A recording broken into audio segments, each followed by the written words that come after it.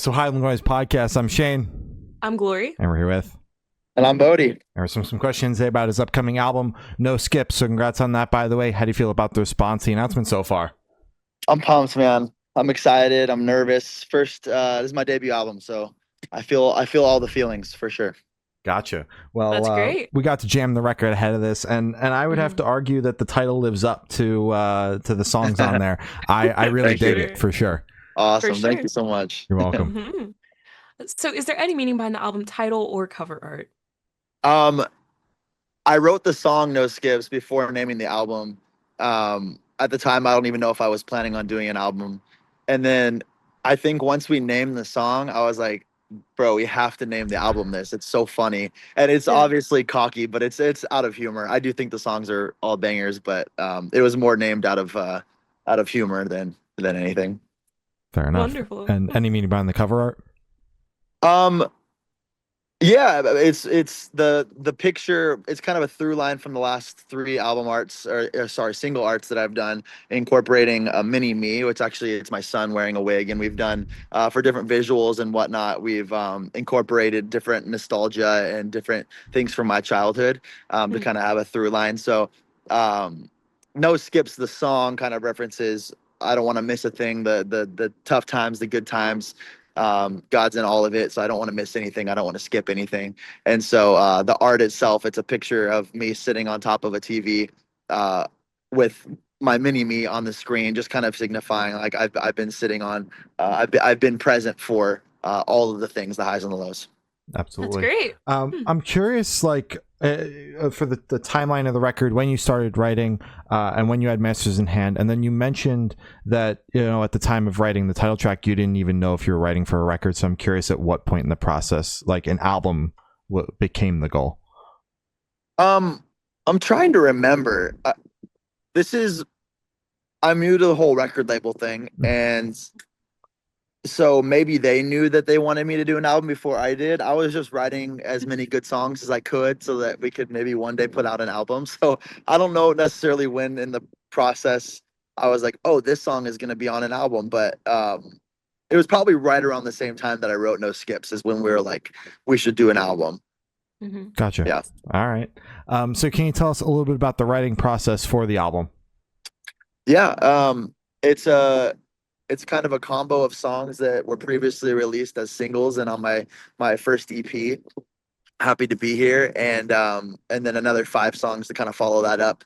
And yeah, the process has been long and exciting, and it's unique because at this point I've released all but the final 3 tracks because half of them were released previously, and then we've been, kind of leaking the last 3 singles. So yeah, the process has been really fun and really special and very collaborative. I've kind of found my tribe of people I tend to write with now, and it's been really, really fun and fairly easy.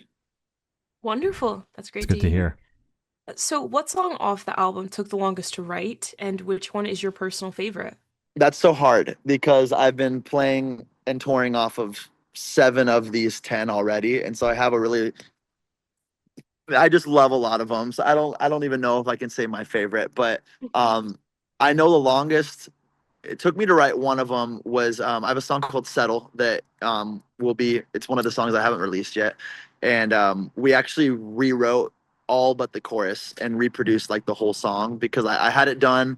It was at that point determined to be on the album. I loved it. And then the more I sat with it, I was like, I don't like this song. We have to change it. Yeah. And we ended up rewriting the verses, the pre-chorus, and reproduced like the whole song. And it's great. I think the old version was great, and the new version's even better. So that one probably took the longest from start to finish. All right.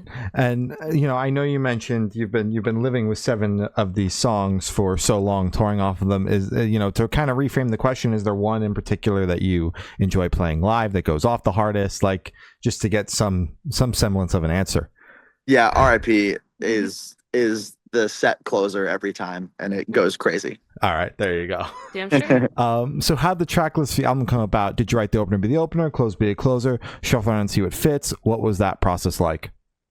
Candidly, I've never said this in public before, but I actually I tried to change the track list.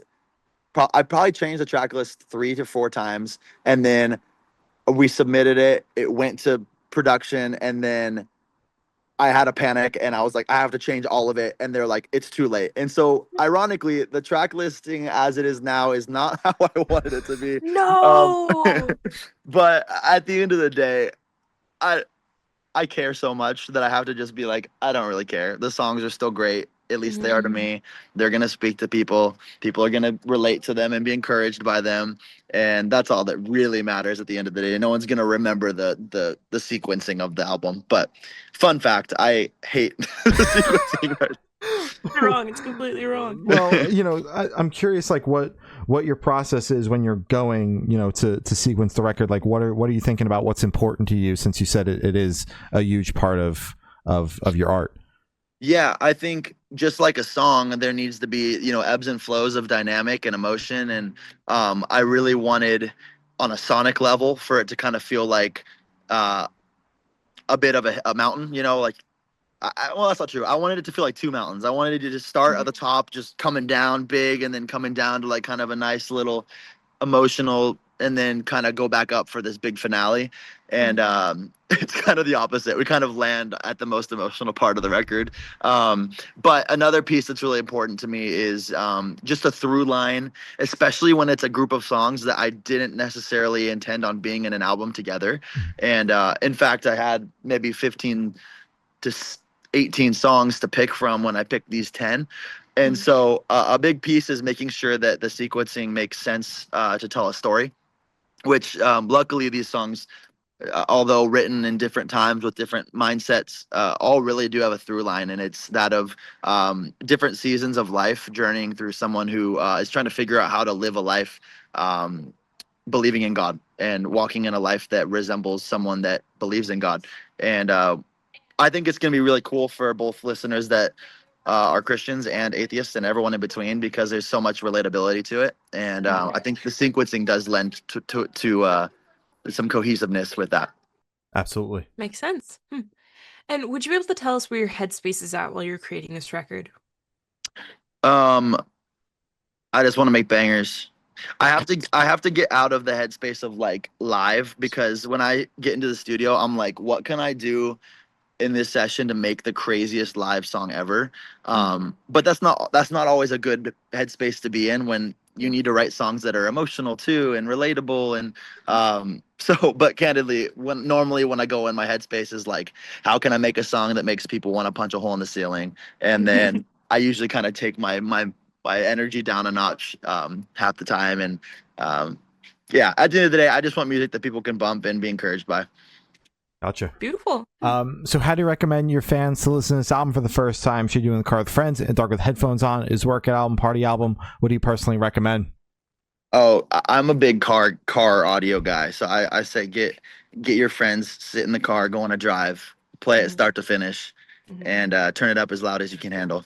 Hell yeah. Reasonable amount of speed, though. We do not condone speeding here. No, yeah, No. yes. 75 on the highway. That's good. Just nice cruise control. We're good to go. Yeah. There you go. There you go. Perfect. And this one should be super, super quick off the top of your head. I want you to describe this album for new listeners in 3 words. No more, no less. Encouraging, Mhm. energetic, honest. Perfect. Those are great. Perfect. And in that same train of thought, is there a certain feeling or emotion you want listeners to have while going through the album? I mean, encouraged and open-minded. Yeah. All right. Damn straight. Yep. All right. And are you able to touch on any particularly challenging or standout moments during the creation of the album, positive or negative? Yeah, I mean, one of the songs, man, it's a long story. I'm gonna try and keep it short. One of the songs that is previously released, I've always made secular music, and but I grew up in the church, and it wasn't until recently I kind of made the switch to do more Christian centric music that's still for the broad audience, but it's definitely more honest to how I live. And in that process, in signing to a Christian record label, I told them, yo, I'm not like your normal Christian radio guy. Like, I don't really sound like that. I'm not really trying to do that. No disrespect to that style of music. It's just not really me. And through that process, they were like, all good, just be you, be faithful to who you are. And through that process, one of the songs that's on the album, but was previously released, ended up charting like top 9 Billboard on radio, which was just like a really crazy encouragement to me, to just being faithful and staying diligent, staying in your lane, and people will flock to music that's authentic. And that same song won the national songwriting contest out of like 14,000 what submissions, and it was the first ever Christian song to ever win that contest. So that was probably my highlight of any of the songs on the album, just because it was just a testament of just being faithful and not really trying anything other than just writing music that's going to encourage people. And now to see it encouraging so many people is that's such a highlight for me.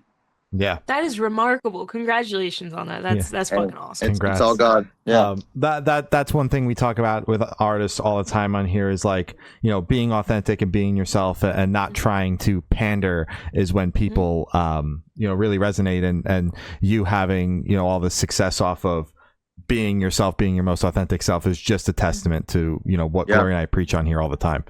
Mom. So for this question, I want you to picture you're on tour, you're at a gas station for a rest stop. What is your snack of choice? Oh, don't judge me, but Big's dill pickle sunflower seeds. Oh, Yes. okay. Gas. Mm-hmm. And I've been on a sugar-free kick lately, and so Coke Zero has been like my vice. So I'd say Coke Zero, dill pickle, sunflower seeds. And if I'm feeling really crazy, I'll get like the munchies, like the munchie mix. You know what I'm talking about? Oh, yeah, Like yeah. the, No, I know like what the you're talking about. Cheetos and the pretzel. I love that stuff. Mm-hmm. Awesome. Banger. All right. And on the topic of food, if your music project was a dish, what dish would it be and why? Oh, probably like a giant burrito, because there's just so much in it, but you got to eat it all in one sitting. You can't just take a bite and be good. You got to commit to it. And Yeah. it's hot, it's fresh, it's spicy, it's ready to go. And That you're- was Yeah, good. commit. That was pretty good no, off the top. and that was off the good. dome, That was too. good. That's crazy. And you're going to Crazy. be full when you're done listening. Bang. There you That's go. it. There you go. That's it. And for the last couple questions, going to shift completely away from music and go straight to death row. Boom. So if you're on death row, what would your last meal be with a drink? Probably a giant burrito. Yeah, all right. And a Coke Zero? Yeah, probably a Coke Zero. Yeah. Solid. Fair enough. And if you could live in one fictional world for a week, where would you live? Oh, probably like Shrek. That that era, the medieval fairy tale land. It's fire. Yeah. Badass. That's All right. awesome. And I've not asked the last question. Every single person who's spoken to have said that it is the most important question. What is your favorite color? Wait, I changed my mind. I want to live in Harry Potter, like in like that. I want to do that. What house Okay. are you? Favorite color, blue. Blue? What house are you? Harry Potter. Oh, Gryffindor. Gryffindor? Yeah. Solid. Yeah. Specific What are shade you? of blue. You're a Slytherin, aren't you?